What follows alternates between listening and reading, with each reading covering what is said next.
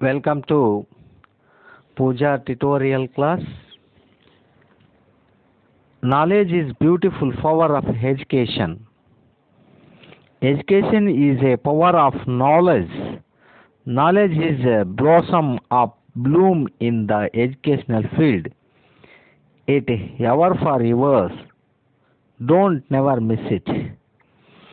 ವಿದ್ಯೆ ಎಂಬುದು ಗರ್ವದಿಂದ ಬಂದದ್ದಲ್ಲ, ಅದು ಕಲಿಯುವವನ ತಪಸ್ಸಿನ ಪರಿಶ್ರಮದ ಫಲ. ಆ ಫಲದ ಪಾವಿತ್ರ್ಯ ಬಲ್ಲವನೇ ಬಲ್ಲ. ಶಿಕ್ಷಣದ ಗಮ್ಮತ್ತು ಕಲಿಯುವವನ ಕಿಮ್ಮತ್ತು. ಜಗಜ್ಯೋತಿಯಾಗದೆ ಇರಲಾರದು. ನೀನೊಮ್ಮೆ ಶಿಕ್ಷಣವನ್ನು ಪ್ರೀತಿಸು. ನಿನ್ನನ್ನು ಇಡೀ ಜಗತ್ತೇ ಪ್ರೀತಿಸುವಂತೆ ಗೌರವಿಸುವಂತೆ ಮಾಡುತ್ತದೆ. Pujar ಡಿ.ಎಂ.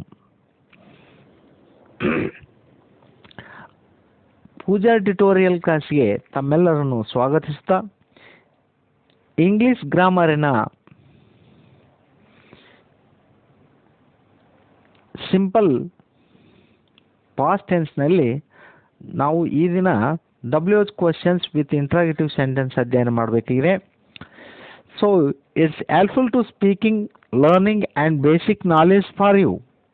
Every one can get bright future. Don't miss it. Today we learned about simple past tense.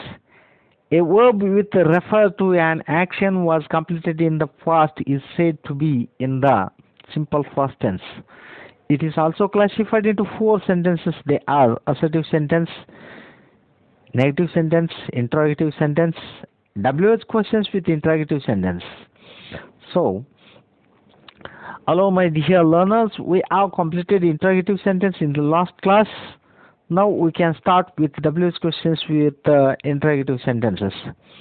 So, in the simple past tense, verb refers to an action was completed in last or past is said to be in the simple past tense. ಹಿಂದೆ ಭೂತಕಾಲದಲ್ಲಿ ಮುಗಿದಿರುವಂತಹ ಕ್ರಿಯೆಯನ್ನು ಆಧರಿಸಿದಂತಹ ಕ್ರಿಯಾಪದವನ್ನು ಸಾಮಾನ್ಯ ಭೂತಕಾಲದಲ್ಲಿ ನಾವು ಅದರ ಬಗ್ಗೆ ಹೇಳಿಕೊಡುತ್ತೇವೆ. ಅಂದರೆ ಹಿಂದೆ ಭೂತಕಾಲದಲ್ಲಿ ಮುಗಿದಿರುವಂಥ ಕ್ರಿಯೆಯನ್ನು ಆಧರಿಸಿದಂತಹ ಕ್ರಿಯಾಪದವನ್ನು ಸಾಮಾನ್ಯ ಭೂತಕಾಲ ಎಂದು ಕರೆಯುತ್ತಾರೆ. ಹಾಗಾದರೆ ಇವುಗಳನ್ನು ನಾವು 4 ವಾಕ್ಯಗಳಲ್ಲಿ ವಿಭಜನೆ ಮಾಡುತ್ತೀವಿ. ಅದ್ರಾಗ ಅಸರ್ಟಿವ್ ಸೆಂಟೆನ್ಸ್ ಮುಗಿಸಿವಿ, ನೆಗೆಟಿವ್ ಸೆಂಟೆನ್ಸ್ ಮುಗಿಸಿವಿ, ಇಂಟ್ರಾಗೇಟಿವ್ ಸೆಂಟೆನ್ಸ್ ಮುಗಿಸಿವಿ. ಅಂದರೆ ಸಕಾರಾತ್ಮಕ ವಾಕ್ಯ, ನಕಾರಾತ್ಮಕ ವಾಕ್ಯ, ಪ್ರಶ್ನಾರ್ಥಕ ವಾಕ್ಯಗಳನ್ನು ಮುಗಿಸಿದ್ದೀವಿ. ಹಾಗಾದರೆ ಈ ದಿನ WH ಕ್ವಶನ್ನೊಂದಿಗೆ ಪ್ರಶ್ನಾರ್ಥಕ ವಾಕ್ಯಗಳನ್ನು ಅಧ್ಯಯನ ಮಾಡಬೇಕಾಗಿದೆ. ಹಲೋ ನನ್ನ ಕಲಿಕಾರ್ಥಿಗಳೇ, ನಾವು ಈ ಪ್ರಶ್ನಾರ್ಥಕ ವಾಕ್ಯಗಳನ್ನು ಲಾಸ್ಟ್ ಕ್ಲಾಸ್ನಲ್ಲಿ ಮುಗಿಸಿದ್ದೇವೆ. ಈ ದಿನ ನಾವು WH ಕ್ವಶನ್ನೊಂದಿಗೆ ಪ್ರಶ್ನಾರ್ಥಕ ವಾಕ್ಯವನ್ನು ಅಧ್ಯಯನ ಮಾಡೋಣ ಬನ್ನಿ. ಹಾಗಾದರೆ ಈ ದಿನ ಈ WH ಕ್ವಶನ್ಸ್ನೊಂದಿಗೆ ನಾವು ಪ್ರಶ್ನಾರ್ಥಕ ವಾಕ್ಯಗಳನ್ನು ಮಾಡುವುದು ಹೇಗೆ ಅಂತಕ್ಕಂಥದ್ದು ತಿಳಿಯೋದಾದರೆ, these are form by using the WH words like what, where, why, which, when, how. So use it before did to the beginning of sentences. It means you WH ಪದಗಳನ್ನು ಅಂದರೆ what, where, why, which, when, how ಇಂತಹ ವಾಕ್ಯಗಳ ಪ್ರಾರಂಭದಲ್ಲಿ ಡಿಡ್ನ ಮೊದಲಲ್ಲಿ ಬಳಸಿಕೊಂಡಿರಿಸಲ್ಪಡ್ತವೆ ಅಂತ. ಅಂದರೆ ಈ WH ಪದಗಳೇನದವಲ್ಲ, ಇವು ಡಿಡ್ನ ಮೊದಲ ಬಳಸಿಕೊಂಡು ರಚಿಸಲ್ಪಡ್ತವ ಅನ್ನೋದನ್ನು ಹೇಳಲಾಗ್ತದೆ. ಹಾಗಾದರೆ ನೀವು ಅದಕ್ಕೊಂದು ಫಾರ್ಮುಲಾ ಕೊಟ್ಟಿದ್ದೀವಲ್ಲ, ಅದನ್ನು ನೋಡಿಬಿಡಿ, ಈಸಿಯಾಗಿ ಅರ್ಥ ಆಗ್ತದೆ. ಏನಂದರೆ WH words plus did plus subject plus P1 plus objective question ಮಾಡ್ತೀವಿ. ಓಕೆ, ಇದು ಈ ಫಾರ್ಮುಲಾ ಪ್ರಕಾರ ನೋಡೋದಾದರೆ ನಿಮಗೆ ಕ್ಲಿಯರ್ ಆಗಿಬಿಡ್ತೈತಿ. ಹಾಗಾದರೆ WH questions did subject plus V1 plus objective question ಮಾಡ್ತೀವಿ. ಹಾಗಾದರೆ ಇಲ್ಲಿ ಆ WH ವರ್ಡ್ಗಳನ್ನು ನೀವು ಯಾವ್ಯಾವ ಬೇಕಾದರೂ ಉಪಯೋಗಿಸ್ಬೋದು. ಆದರೆ ಇಲ್ಲಿ ನಾನು ಮಾತ್ರ ವಾಟ್ ಮತ್ತು ವೆನ್ನನ್ನು ಬಳಸಿದ್ದೇನೆ. ಹಾಗಾದರೆ ನೀವು ಇಲ್ಲಿ ಕೊಟ್ಟಿರ್ತಕ್ಕಂತಹ what, where, why, which, when, how, why ಇಂಥವೆಲ್ಲ ನೀವು ಬಳಸ್ಬೋದು. ಅದಕ್ಕೆ ತಕ್ಕಂಗೆ ಇಲ್ಲಿ ವರ್ಬ್ಗಳನ್ನು ಉಪಯೋಗಿಸ್ಬೇಕಾಗ್ತತಿ. ಹಾಗಾದರೆ ವಾಟ್ ಮತ್ತು ವೆನ್ ಮತ್ತು ಇಲ್ಲಿ ಡಿಡ್ಡು, ಇಲ್ಲಿ ಸಬ್ಜೆಕ್ಟ್ಸು, ಇಲ್ಲಿ ವರ್ಬ್ ಫಾರ್ಮ್ 1 ಬೇಸ್ ವರ್ಬ್ ಅಂತೀವಲ್ಲ ಆ ಥರ. ನೆಕ್ಸ್ಟ್ ಇಲ್ಲಿ ಆಬ್ಜೆಕ್ಟಿವ್ ಕ್ವಶನ್ ಮಾರ್ಕನ್ನು ಕೊಡಲಾಗಿದೆ. ಹಾಗಾದರೆ ವಾಟ್ ಡಿಡ್ ಐ ಟೀಚ್, ನಾನೇನು ಕಲಿಸಿದೆ. ವಾಟ್ ಡಿಡ್ ಐ ಸ್ಪೀಕ್, ನಾನೇನು ಮಾತನಾಡಿದೆ. ವಾಟ್ ಡಿಡ್ ಐ ರೀಡ್, ನಾನೇನು ಓದಿದೆ. ವಾಟ್ ಡಿಡ್ ಐ ರೈಟ್, ನಾನೇನು ಬರೆದೆ. ವಾಟ್ ಡಿಡ್ ಐ ಲರ್ನ್, ನಾನೇನು ಕಲಿತೆ. ಈ ರೀತಿಯಾಗಿ ಒಂದೊಂದಾಗಿ ನಾವು ಮಾಡಬೇಕು. ಐ ಆಯ್ತು, ವಿ ತಗೋಬೇಕು. ವಿ ಆದರೆ ಯು ಆದಮೇಲೆ ದೇ ಆದಮೇಲೆ ಇ ಆದಮೇಲೆ ಸಿ ಆದಮೇಲೆ ಇಟ್, ಈ ರೀತಿ ಒಂದೊಂದು ತಗೋಬೇಕು ಆ ಥರ. ಓಕೆ, ಅಂದರೆ ವಾಟ್ ಡಿಡ್ ವಿ ಟೀಚ್, ನಾವೇನು ಕಲಿಸಿದೆವು. ವಾಟ್ ಡಿಡ್ ವಿ ಸ್ಪೀಕ್, ನಾವೇನು ಮಾತನಾಡಿದೆವು. ವಾಟ್ ಡಿಡ್ ವಿ ರೀಡ್, ನಾವೇನು ಓದಿದೆವು. ವಾಟ್ ಡಿಡ್ ವಿ ರೈಟ್, ನಾವೇನು ಬರೆದೆವು. ವಾಟ್ ಡಿಡ್ ವಿ ಲರ್ನ್, ನಾವೇನು ಕಲಿತೆವು. ಈ ಥರನಾಗಿ ಒಂದೊಂದಯ್ಯೋ ನಾವು ಬಳಸ್ತಾ ಹೋಗ್ಬೇಕು ಎಲ್ಲವನ್ನು. ಹಾಗೆಯೇ what did you teach, what did they speak, what did he read, what did she write, what did it learn. ಈ ರೀತಿ ನಾವು ಬಳಸ್ಬೋದು. ಹಾಗೆಯೇ ಇಲ್ಲೇನಪ್ಪ ಅಂದರೆ ನಾವು ವೆನ್ ಕೂಡ ಉಪಯೋಗಿಸ್ಬೋದು. ವೆನ್ ಡಿಡ್ ಐ ಟೀಚ್, ನಾನು ಯಾವಾಗ ಕಲಿಸಿದೆ. Okay, when did I speak, ನಾನು ಯಾವಾಗ ಮಾತನಾಡಿದೆ. ವೆನ್ ಡಿಡ್ ಐ ರೀಡ್, ನಾನು ಯಾವಾಗ ಓದಿದೆ.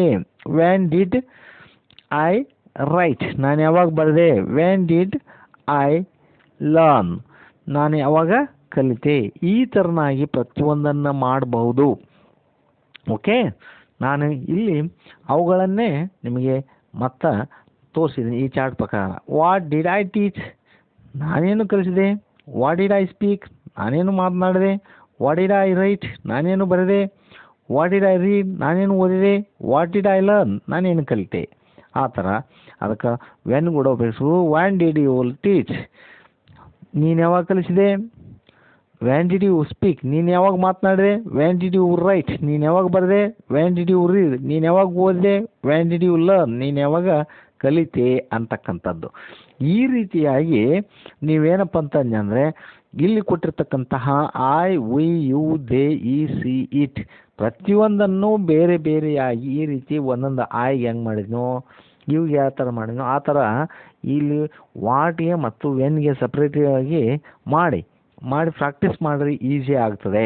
ಹಾಗಾದರೆ ಈ ಚಾರ್ಟ್ನಲ್ಲಿ ಕೊಟ್ಟಿರ್ತಕ್ಕಂಥದ್ದನ್ನೆಷ್ಟನ್ನೂ ನೀವು ಬರೆದು ಪ್ರಾಕ್ಟೀಸ್ ಮಾಡೋದ್ರ ಜೊತೆಗೆ ಬೇರೆ ಬೇರೆ ಈ WH ಕ್ವಶನ್ಸ್ ಹಾಕ್ಕೊಂಡು ಬೇರೆ ಬೇರೆ ವರ್ಬ್ಗಳನ್ನ ಹಾಕ್ಕೊಂಡು ಕೂಡ ನೀವು ಮಾಡ್ಬೋದು. ಪ್ರಯತ್ನ ಮಾಡಿ ನೋಡಿ, ಕಲಿತೀರಿ ಅಂದರೆ. ಓಕೆ, ಹಾಗಾದರೆ ನಾವು ಇನ್ನೂ ಹೆಚ್ಚಿನ ಒಂದು ಉದಾಹರಣೆಯನ್ನು ಕಲಿಯೋಣ. ನಾವು more examples for you.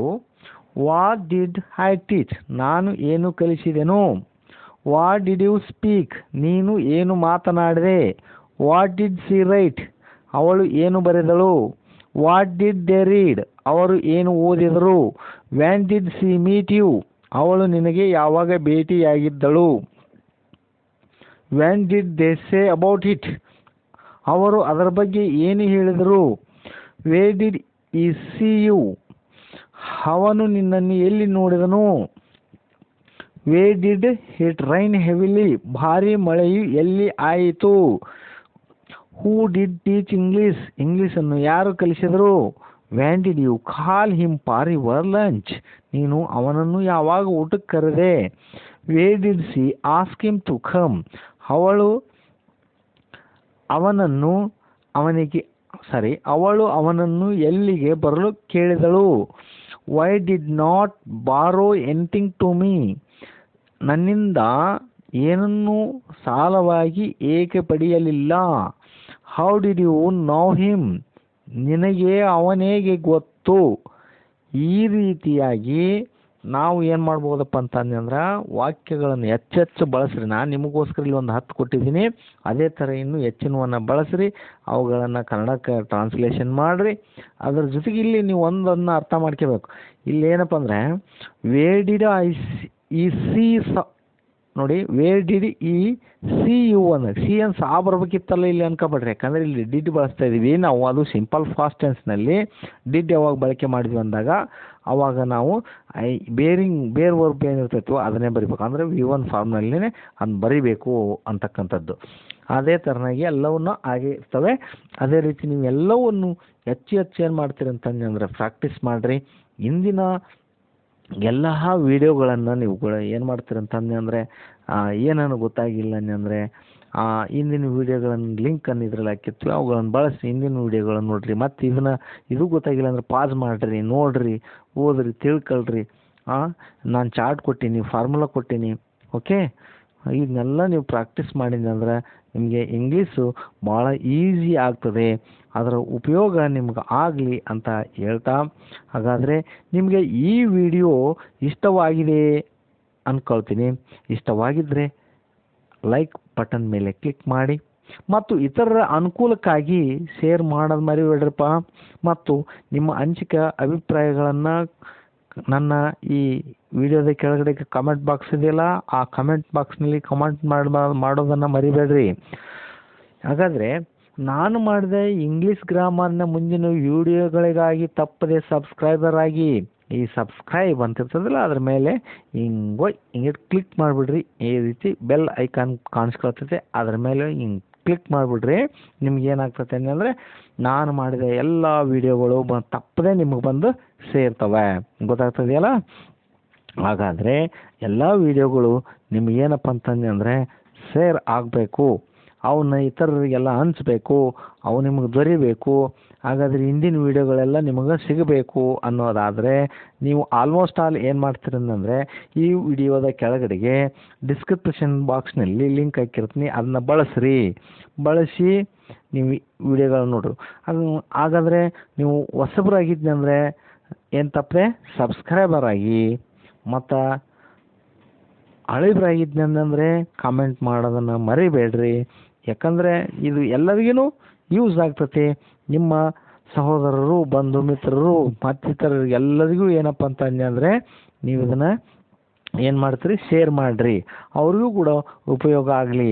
ಹಾಗಾದರೆ ಇವತ್ತು ನಾನು ಹೇಳಿದಿರ್ತಕ್ಕಂಥ ಎಲ್ಲ ವಿಷಯ ನಿಮಗೆ ಅರ್ಥ ಆಗಿದೆ ಅಂದ್ಕೊಂಡು ನಾನು ಮತ್ತೆ ನಿಮಗೆ ಮುಂದಿನ ವಿಡಿಯೋದಲ್ಲಿ ಭೇಟಿಯಾಗ್ತೀನಿ.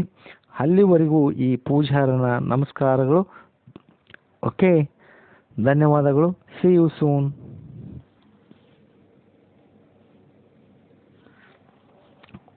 One second. ನೀವೇನಪ್ಪ ಅಂತಂದರೆ ಲಾಸ್ಟ್ ವಿಡಿಯೋಗೂ ಈ ವಿಡಿಯೋಗೂ ಏನು ವ್ಯತ್ಯಾಸ ಆಗಿದೆ, ಈಗ ಲಾಸ್ಟ್ ವಿಡಿಯೋನಲ್ಲಿರ್ತಕ್ಕಂಥ ಫಾರ್ಮುಲನ್ನು ಮತ್ತು ಈ ವಿಡಿಯೋನಲ್ಲಿರ್ತಕ್ಕಂಥ ಫಾರ್ಮುಲನ್ನು ಏನು ಮಾಡ್ತೀರಿ, ಒಂದೊಂದು ಸೈಡ್ ಬರ್ಕೊಳ್ರಿ. ಅವನ್ನೆಲ್ಲ ಬರ್ಕೊಂಡು ಏನು ಮಾಡ್ತೀರಿ ಅಂತಂದರೆ ಅವುಗಳಿಗೂ ಇವುಗಳಿಗೆ ಏನು ವ್ಯತ್ಯಾಸ ಇದೆ ಅಂತಕ್ಕಂಥದ್ದನ್ನ ಕನ್ಫರ್ಮ್ ಮಾಡ್ಕೊಳ್ರಿ. ಹೌದಾ? ವೇರಿಯೇಷನ್ ಏನು ಬದಲಾವಣೆ ಆಗಿದೆ ಅದಕ್ಕೆ ಇದಕ್ಕೆ ಅಂತಕ್ಕಂಥದ್ದನ್ನ ಒಂದು ಕಡೆ ಬರ್ಕೊಂಡು ತಿಳ್ಕೊಳ್ರಿ. ಅದರಿಂದ ಹೆಚ್ಚಿನ ಉದಾಹರಣೆಗಳನ್ನು ನೀವು ಸಂಗ್ರಹಿಸಿ ಎಲ್ಲದು ನಿಮ್ಗೆ ಗೊತ್ತಾಗ್ತೈತಿ. ಹಾಗಾದರೆ ಆರಾಮಾಗಿ ನೀವು ಇಂಗ್ಲೀಷ್ನಲ್ಲಿ ಇನ್ನೊಬ್ಬರಿಗೆ ಏನಪ್ಪ ಅಂದರೆ ಕಲಿಬಹುದು.